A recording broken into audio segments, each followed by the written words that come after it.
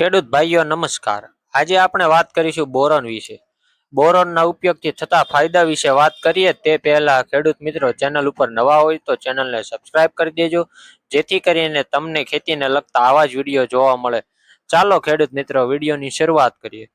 મિત્રો, તમારા પાકમાં બોરોનની ઉણપ હોય ત્યારે કયા કયા લક્ષણો જોવા મળે તે જાણીએ.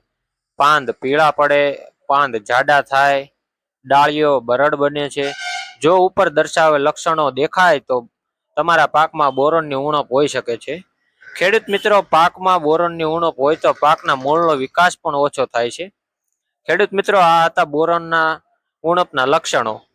હવે આપણે જાણીશું બોરોનના ઉણપ શેના કારણે આવે છે.